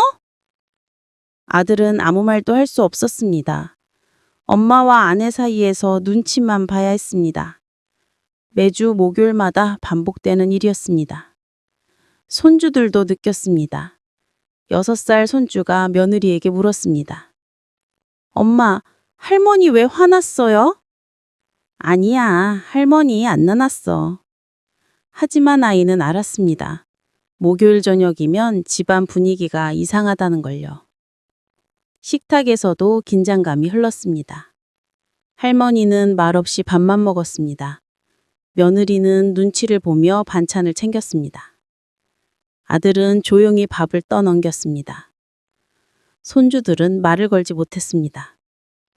한 사람의 독성 관계가 가족 전체를 병들게 한 겁니다. 할머니는 이렇게 말했습니다. 선생님, 제가 그 모임 때문에 가족을 다 망쳤어요. 며느리는 제 눈치를 보고, 아들은 저랑 며느리 사이에서 힘들어하고, 손주들도 할머니를 무서워해요. 목요일만 되면 우리 집이 얼어붙어요. 20년 동안 매주 목요일마다 이런 일이 반복됐습니다. 이게 바로 독성 관계의 무서운 점입니다. 나 혼자만 아픈 게 아니라 가족 전체가 함께 무너집니다. 그리고 할머니에게는 결국 참을 수 없는 마지막 순간이 찾아왔습니다. 3개월 전, 그날도 평소와 같은 목요일이었습니다. 할머니는 레스토랑에 도착했습니다. 6명이 이미 앉아 있었습니다. 할머니가 자리에 앉자마자 박순당 여사가 말했습니다. 영자 씨, 며느리 요즘 임신 소식 없어요? 할머니는 깜짝 놀랐습니다. 아, 우리 며느리는 아직 벌써 결혼한 지 3년 됐잖아요. 늦은 거 아니에요? 다른 할머니들이 거들었습니다. 요즘 젊은 애들이 애 안 낳으려고 하더라. 시어머니가 좀 강하게 말해야죠. 할머님은 얼굴이 빨개졌습니다. 하지만 더 충격적인 말이 이어졌습니다. 그러고 보니 영자 씨 며느리 애를 하나밖에 못 낳았죠? 박순덕 여사가 웃으며 말했습니다. 하나만 낳으면 외동으로 키우잖아요. 요즘 외동들 버릇없다던데. 할머니는 숨이 막혔습니다. 우리 며느리가 애를 하나 낳든 둘을 낳든 무슨 상관입니까? 며느리 몸이 안 좋아서 그래요. 할머니가 간신히 말했습니다. 아이고, 그러니까 처음부터 건강한 며느리를 골랐어야죠. 그 순간 할머니의 머릿속이 하얘졌습니다. 건강한 며느리를 골랐어야 한다고? 며느리는 물건입니까? 할머니는 자리에서 일어나고 싶었습니다. 하지만 20년의 무게가 발목을 잡았습니다. 그날 집에 돌아와서 며느리를 보는 순간 눈물이 쏟아졌습니다. 며느리가 놀라며 물었습니다. 어머니, 왜 우세요? 무슨 일 있으세요? 할머니는 며느리를 꼭 안았습니다. 미안해. 정말 미안해.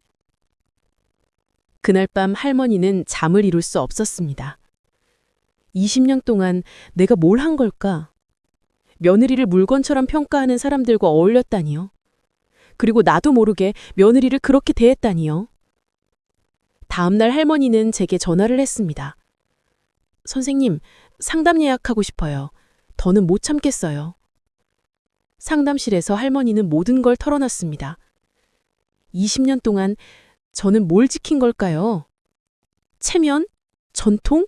인맥? 그걸 지키느라 며느리를 상처 주고 아들을 힘들게 하고 손주들을 불안하게 만들었어요. 할머니는 결심했습니다. 이번 주 목요일이 마지막이라고요. 그 주 목요일 할머니는 모임에 나갔습니다. 평소처럼 식사를 하고 차를 마셨습니다. 그리고 조용히 말했습니다. 여러분, 저는 오늘이 마지막입니다. 테이블이 조용해졌습니다. 20년 동안 감사했습니다. 이제는 제 가족과 시간을 보내려고요. 박순덕 여사가 물었습니다. 무슨 일 있어요? 우리가 뭘 잘못했어요? 할머니는 고개를 저었습니다. 아니에요. 제 선택입니다. 그날 이후 할머니는 단체 카톡방에도 탈퇴 메시지를 남겼습니다. 반응은 예상대로였습니다. 몇 명은 아쉽네요 했지만 아무도 붙잡지 않았습니다. 20년을 함께 했지만 진짜 관계는 아니었던 겁니다. 할머니는 그날 밤 20년 만에 처음으로 숙면을 취했습니다. 다음 날 아침 며느리가 말했습니다. 어머니, 얼굴이 완전히 달라지셨어요. 화나세요. 할머니는 며느리의 손을 잡았습니다. 이제부터 목요일은 우리 가족 날로 하자. 용기를 낸 순간 진짜 자유가 시작됐습니다. 하지만 많은 분들이 이렇게 물어봅니다. 그래도 시댁 인맥을 아예 끊으면 나중에 문제되지 않을까요? 괜찮습니다. 현명하게 정리하는 방법이 있습니다. 많은 분들이 이렇게 말합니다. 선생님, 그래도 시댁 인맥을 아예 끊으면 나중에 문제되지 않을까요? 동네에서 마주치면 어떡해요? 나중에 무슨 일 있을 때 도움받을 수도 있잖아요. 걱정하지 마세요. 모든 관계를 끊으라는 게 아닙니다. 독성 관계만 정리하면 됩니다. 지금부터 현명하게 관계를 정리하는 4단계 방법을 알려드립니다. 1단계. 관계의 우선순위를 정하세요. 종이를 꺼내서 두 줄을 그으세요. 가로측은 중요도, 세로측은 스트레스입니다. 그리고 당신 주변 관계를 하나씩 적어 넣으세요. 중요하면서 스트레스 낮은 관계는 당연히 유지합니다. 중요하지도 않고 스트레스만 높은 관계는 과감히 정리합니다. 김영자 할머니의 경우 시어머니 모임은 중요하지도 않고 스트레스만 극심했습니다. 당연히 정리 대상이었죠. 2단계. 경계를 설정하세요. 갑자기 끊으면 충격이 큽니다. 천천히 거리를 두세요. 먼저 모임 참석 횟수를 줄입니다. 매주 나가던 걸 격주로 바꾸세요. 요즘 몸이 안 좋아서요. 손주 돌보느라 바빠서요. 병원 검사 예약이 있어서요. 이렇게 핑계를 대도 괜찮습니다. 거짓말이 아닙니다. 실제로 그 모임 때문에 몸이 안 좋았고, 가족 돌볼 시간이 부족했고, 정신건강검사가 필요했으니까요. 단체 카톡방에서도 거리를 두세요. 메시지가 와도 바로 답하지 마세요. 한두 시간 뒤에 간단히만 답하세요. 네, 감사합니다. 좋은 시간 되세요. 길게 대화하지 마세요. 3단계. 갈등을 최소화하세요. 관계를 정리할 때 가장 중요한 건 조용히 빠지는 겁니다. 싸우지 마세요. 당신들 때문에 내가 힘들었어. 라고 하지 마세요. 그러면 당신만 악인이 됩니다. 그냥 조용히 자연스럽게 멀어지세요. 개인 사정으로 당분간 참석하기 어려울 것 같습니다. 이 한 문장이면 충분합니다. 더 이상 설명할 필요 없습니다. 동네에서 마주치면 어떻게 하냐고요? 밝게 인사하세요. 안녕하세요. 잘 지내셨어요? 그리고 바쁜 척 지나가세요. 죄송한데 급한 일이 있어서요. 다음에 봬요. 길게 대화하지 않으면 됩니다. 4단계. 필요한 관계는 유지하세요. 시어머니 모임 7명 중에서도 진짜 좋은 사람이 한두 명은 있을 겁니다. 그 사람들과는 개인적으로 연락하세요. 모임은 나갔지만 언니는 가끔 만나고 싶어요. 우리 둘이서만 차 한잔 해요. 이렇게 하면 됩니다. 김영자 할머니도 그렇게 했습니다. 7명 중에서 1명, 정말 좋은 분이 있었어요. 그분과는 한 달에 한 번씩 개인적으로 만납니다. 독성그룹에서 빠져나와 진짜 관계만 남긴 겁니다. 기억하세요. 관계의 양이 아니라 질입니다. 100명의 독성 관계보다 3명의 진짜 친구가 낫습니다. 그리고 가장 중요한 건 당신의 평화입니다. 당신이 편안해야 가족도 편안합니다. 많은 분들이 궁금해합니다. 도대체 왜 나이 든 여성들은 이렇게 경쟁적으로 변하는 걸까요? 그 이유를 지금부터 알려드립니다. 선생님, 저는 원래 이런 사람이 아니었어요. 김영자 할머니가 말했습니다. 젊었을 땐 남이랑 비교 같은 거 안 했어요. 그런데 나이 들면서 자꾸 남을 신경 쓰게 돼요. 이건 할머니만의 문제가 아닙니다. 15년간 수천 명의 중년 여성을 상담하며 발견한 공통점입니다. 나이가 들수록 여성들은 더 경쟁적으로 변합니다. 왜 그럴까요? 첫 번째 이유는 사회적 역할 상실입니다. 젊었을 때 여성들은 바빴습니다. 육아, 살림, 일, 모든 게 정신없었죠. 그런데 50대, 60대가 되면 달라집니다. 자녀들은 독립했고, 집안일은 줄었고, 직장에선 은퇴했습니다. 나는 이제 누구인가? 정체성 위기가 찾아옵니다. 엄마도 아니고, 직장인도 아니고, 그럼 난 뭐지? 이때 많은 여성들이 자녀를 통해 정체성을 찾으려 합니다. 나는 훌륭한 아들을 키운 엄마다. 나는 좋은 며느리를 둔 시어머니다. 자녀의 성공이 곧 나의 성공이 됩니다. 그래서 며느리와 아들을 자랑하는 겁니다. 두 번째 이유는 나이 듦에 대한 불안입니다. 젊음은 사라지고 건강은 나빠지고 힘은 약해집니다. 내가 점점 쓸모없어지는 건 아닐까? 이 불안감이 경쟁심으로 바뀝니다. 적어도 다른 사람보단 낫다는 걸 증명하고 싶어집니다. 세 번째 이유는 보상심리입니다. 평생 자신을 희생하며 살아온 여성들이 많습니다. 시집살이하고 자녀 키우고 남편 내조하고요. 이제 나도 좀 인정받고 싶다. 이 욕구가 경쟁으로 표현되는 겁니다. 하지만 이런 경쟁은 행복을 주지 않습니다. 오히려 더 공허해집니다. 그럼 어떻게 해야 할까요? 자존감을 회복하는 건강한 방법이 있습니다. 첫째, 나만의 정체성을 찾으세요. 엄마, 시어머니가 아닌 나 자신으로 돌아가세요. 나는 누구인가? 나는 무엇을 좋아하는가? 취미를 찾고 배움을 시작하고 새로운 도전을 하세요. 둘째, 비교를 멈추세요. 남의 삶은 남의 것입니다. 내 인생의 주인공은 나입니다. 셋째, 감사를 연습하세요.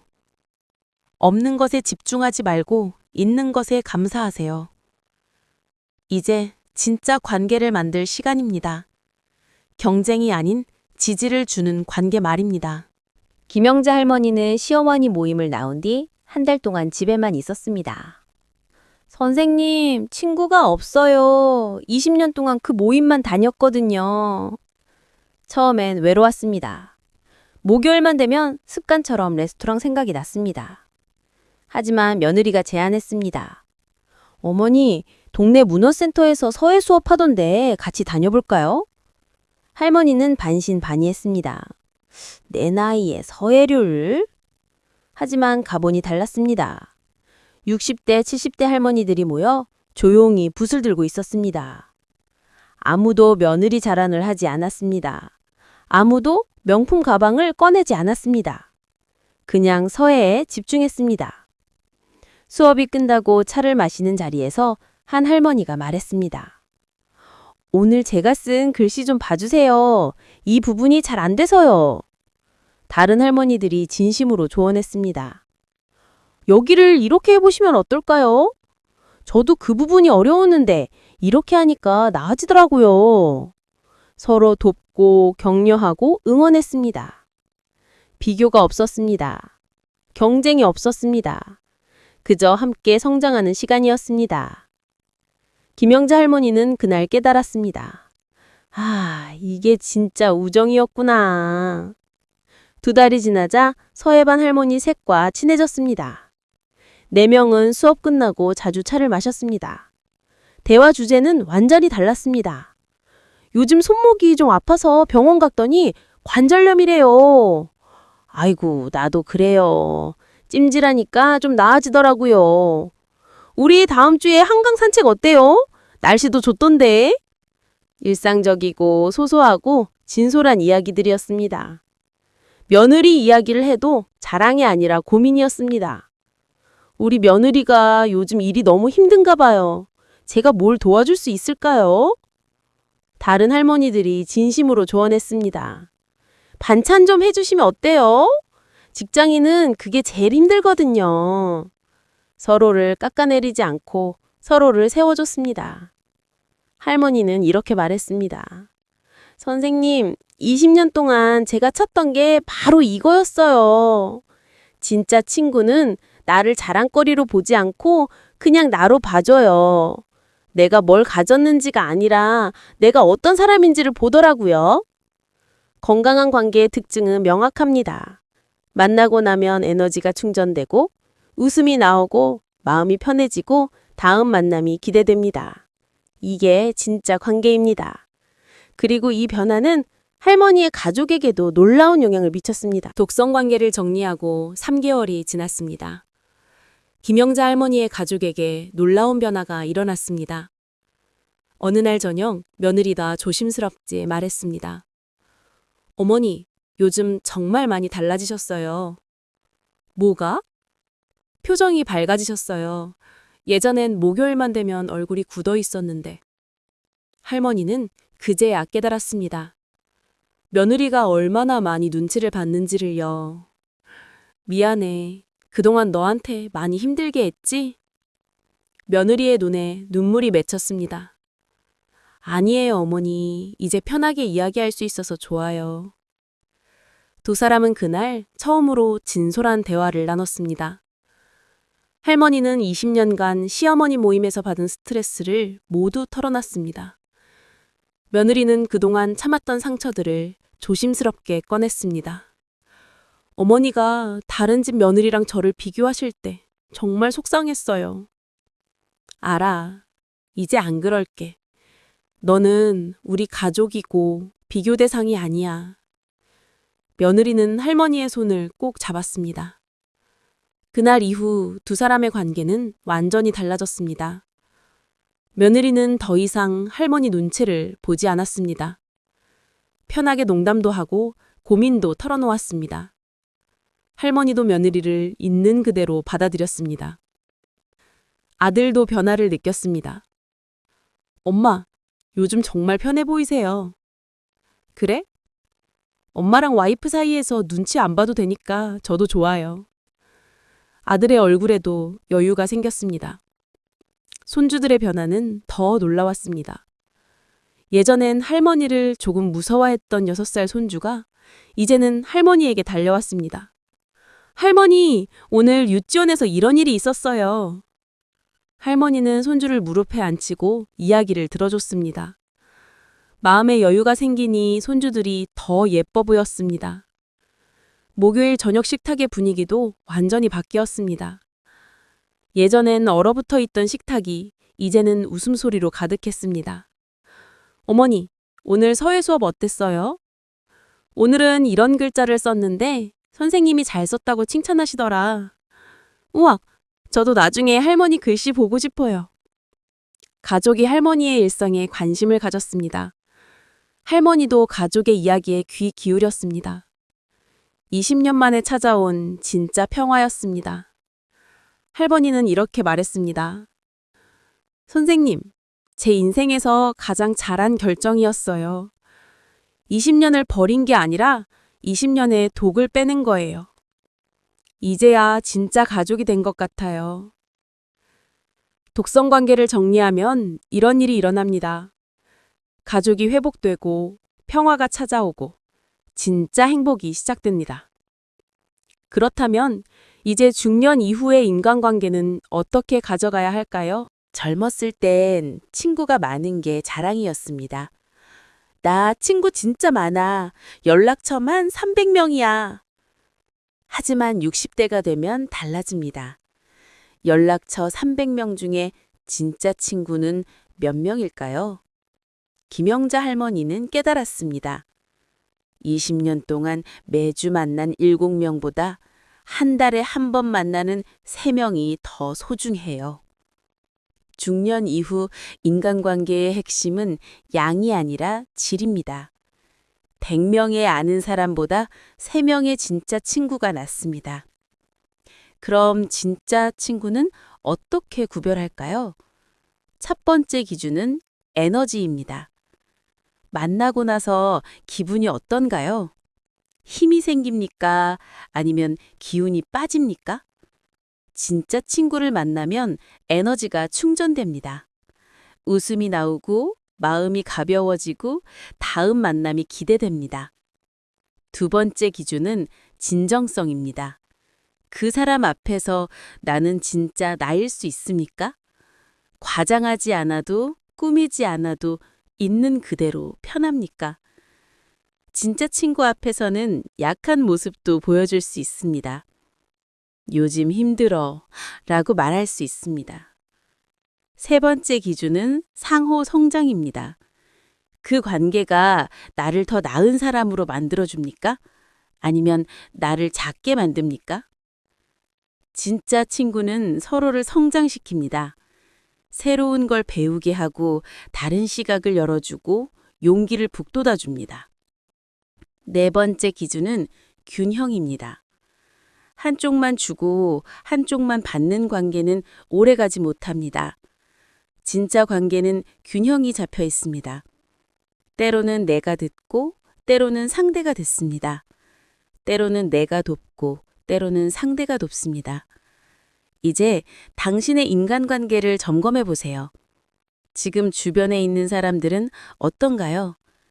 이 4가지 기준을 통과합니까? 통과하지 못한다면 과감히 정리하세요.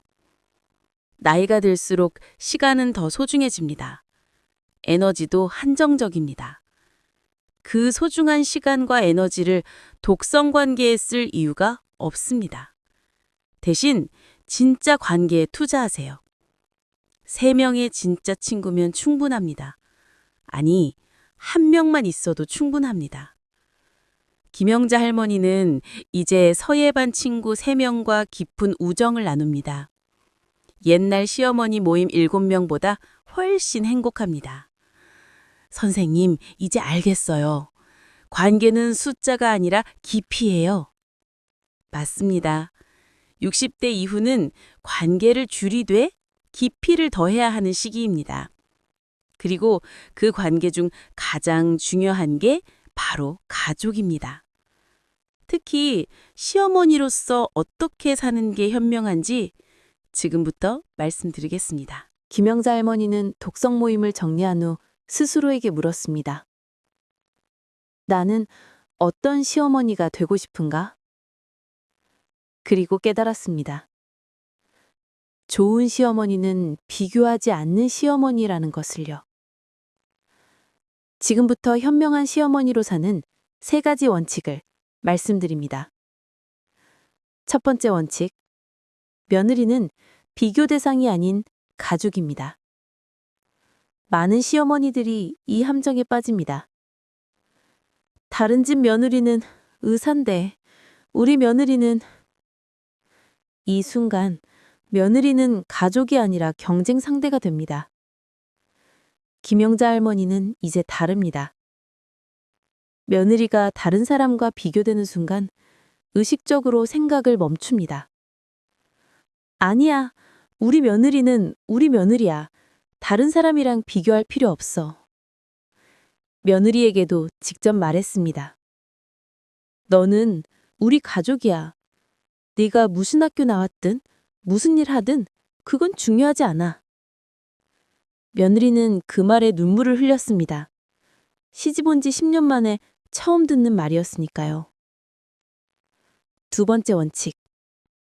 아들 부부의 삶에 조언자이지 지배자가 아닙니다. 많은 시어머니들이 착각합니다. 내가 인생 경험이 많으니까 내 말이 맞아. 하지만 세대가 다르고 환경이 다르고 가치관도 다릅니다. 내 방식이 유일한 정답은 아닙니다. 할머니는 이제 조언을 할 때도 조심합니다. 내 생각은 이런데 너희들은 어떻게 생각해?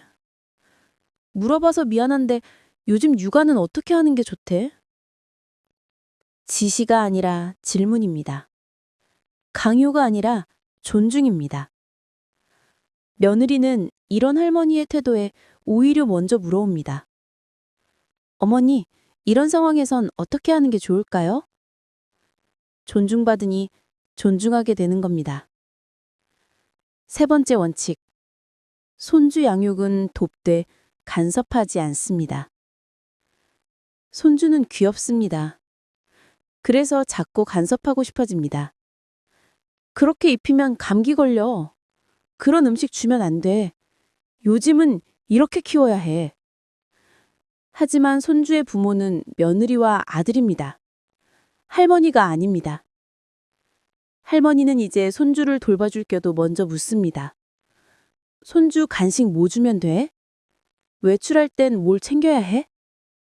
양육방침이 따로 있어? 며느리의 방식을 존중합니다. 그러니 며느리도 안심하고 손주를 맡깁니다. 어머니, 감사해요. 어머니가 봐주시니까 정말 든든해요. 신뢰가 생기는 겁니다. 이 3가지 원칙을 지키니 놀라운 일이 일어났습니다. 며느리와 친구가 됐습니다. 진짜 친구 말입니다. 이제 며느리는 할머니에게 고민도 털어놓습니다. 어머니, 요즘 직장에서 이런 일이 있었어요. 할머니는 며느리의 이야기를 진심으로 들어줍니다. 판단하지 않고 비난하지 않고 그냥 들어줍니다. 그리고 필요하면 조언합니다. 내 생각엔 이런데 도움이 될까? 며느리는 고마워합니다. 어머니, 이야기 들어주셔서 감사해요. 마음이 한결 나아졌어요. 이게 건강한 시어머니와 며느리 관계입니다. 주종 관계가 아니라 동료 관계입니다. 세대는 다르지만 서로를 존중하는 관계입니다. 할머니는 이렇게 말합니다. 선생님, 제가 진작 이렇게 했으면 20년을 안 허비했을 텐데요. 아닙니다. 지금이라도 깨달은 게 다행입니다. 그리고 인생 후반전에는 더 중요한 게 있습니다. 김영자 할머니가 물었습니다. 선생님, 저 이제 65세예요. 제 인생에 뭐가 남았을까요? 많은 중년 여성들이 이런 질문을 합니다. 자녀는 독립했고, 일도 그만뒀고, 이제 뭐 하며 살아야 할까요? 하지만 이 질문 자체가 잘못됐습니다. 뭐가 남았나가 아니라 뭘 시작할 수 있나를 물어야 합니다. 60대 이후는 끝이 아니라 새로운 시작입니다. 그럼 인생 후반전에 진짜 중요한 건 뭘까요? 첫째는 체면보다 평화입니다. 젊었을 땐 남들 눈이 중요했습니다. 사람들이 뭐라고 할까? 하지만 이제는 다릅니다. 남들이 뭐라고 하든 내가 편한 게 우선입니다. 할머니는 20년 동안 체면 때문에 독서 모임을 다녔습니다. 그 체면이 뭘 가져다 줬습니까? 스트레스와 가족 갈등 뿐이었습니다. 이제는 평화를 선택합니다. 둘째는 경쟁보다 만족입니다. 누가 더 잘 사는지는 중요하지 않습니다. 내가 지금 만족하는지가 중요합니다. 남과 비교하는 순간 만족은 사라집니다. 항상 나보다 더 잘 사는 사람이 있으니까요. 하지만 내 삶에 집중하면 감사할 게 보입니다.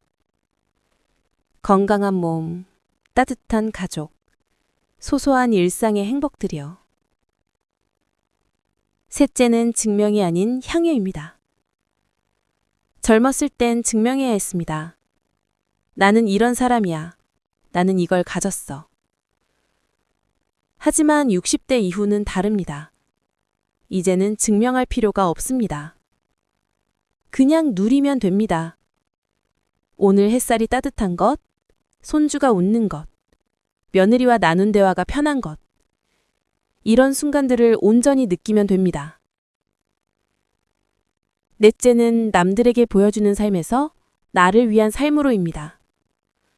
20년 동안 할머니는 남들에게 보여주기 위해 살았습니다. 좋은 명품 가방, 훌륭한 며느리, 성공한 아들. 하지만 이제는 다릅니다. 서예를 배우고 친구들과 차를 마시고 손주와 공원을 가는 것. 남들에게 자랑할 거리는 아니지만 나를 행복하게 만드는 일들입니다. 이게 진짜 인생입니다. 할머니는 이렇게 말합니다. 선생님, 저 이제 정말 행복해요. 명품 가방도 없고 며느리가 의사도 아니고 아들이 대기업도 아니지만요. 그냥 우리 가족이랑 웃으며 밥 먹고 친구들이랑 차 마시고 이게 행복이더라고요. 맞습니다. 행복은 거창한 데 있지 않습니다. 의미 있는 관계 속에 있습니다. 60대 이후 당신에게 필요한 건 많은 것이 아닙니다. 진짜 관계 몇 개면 충분합니다. 이제 마지막으로 비슷한 상황에 있는 당신에게 드리는 말씀이 있습니다. 지금 이 영상을 보고 계신 당신, 혹시 지금 독성 관계 속에서 힘들어하고 계신가요? 나가고 싶지만 용기가 안 나시나요? 김영자 할머니도 그랬습니다. 20년을 참다가 65세에 용기를 냈습니다. 너무 늦은 거 아닐까요? 할머니가 물었습니다. 저는 이렇게 대답했습니다. 아닙니다. 지금이 가장 빠릅니다. 변화는 언제나 가능합니다. 60대든 70대든 80대든 상관없습니다. 오늘이 당신 인생의 첫날입니다. 지금부터 3단계 실행 가이드를 드립니다. 1단계, 오늘부터 관계를 관찰하세요. 당신이 나가는 모임에서 돌아온 후 기분이 어떤가요? 에너지가 충전됩니까? 방전됩니까? 일주일 동안 기록해 보세요. 목요일 모임 후 기분, 금요일 기분, 이렇게요. 패턴이 보일 겁니다. 2단계, 이번 주에 작은 경계 하나를 설정하세요. 갑자기 큰 결단을 내릴 필요 없습니다. 작은 것부터 시작하세요. 다음 모임에 한번 빠져보세요. 몸이 안 좋아서요. 이 한마디면 충분합니다. 단체 카톡에 답장을 늦춰보세요. 바로 답하지 말고 몇 시간 후에 답하세요. 이것만으로도 당신은 경계를 연습하는 겁니다. 3단계, 이번 달 안에 독성 관계 하나를 정리하세요. 가장 스트레스 주는 관계 하나만 골라보세요. 꼭 모임 전체일 필요 없습니다. 그 모임 안에서 가장 독성인 사람 하나만 거리를 둬도 됩니다. 단체 카톡방을 나가거나 개인 연락을 끊거나 모임 자체를 그만두거나 당신이 편한 방법으로 하세요. 그리고 기억하세요. 당신은 충분히 용기 있는 사람입니다. 이 영상을 끝까지 본 것만으로도 당신은 이미 변화를 시작한 겁니다. 당신의 평화가 가장 중요합니다. 세면보다, 전통보다, 남들 눈보다 중요합니다. 당신이 편안해야 가족도 편안합니다. 당신이 행복해야 주변도 행복합니다. 20년을 참을 필요 없습니다. 오늘부터 시작하세요. 작은 한 걸음이면 충분합니다. 그 작은 한 걸음이 당신 인생을 바꿀 겁니다. 김영자 할머니처럼 말입니다. 당신도 할 수 있습니다. 저는 당신을 응원합니다. 그리고 많은 사람들이 당신을 응원합니다. 댓글로 당신의 이야기를 나눠주세요. 비슷한 상황에 있는 분들에게 큰 힘이 될 겁니다. 이 영상이 도움되셨다면 구독과 좋아요 부탁드립니다. 그리고 지금 비슷한 상황에 있는 지인에게 이 영상을 공유해주세요. 함께 변화를 시작할 수 있도록요. 당신의 용기 있는 선택을 진심으로 응원합니다. 김영자 할머니는 지금 어떻게 지내고 계실까요? 매주 목요일 오전 할머니는 서예 수업에 갑니다. 점심엔 친구 셋과 차를 마십니다. 오후엔 며느리와 손주를 만나 공원을 산책합니다. 저녁엔 가족과 함께 웃으며 식사를 합니다. 할머니는 이렇게 말했습니다. 선생님, 제 인생에서 가장 잘한 결정이었어요. 당신도 할 수 있습니다. 오늘부터 시작하세요. 당신의 평화를 위해, 가족의 행복을 위해, 진짜 당신의 인생을 위해 용기 내세요. 당신은 충분히 할 수 있습니다.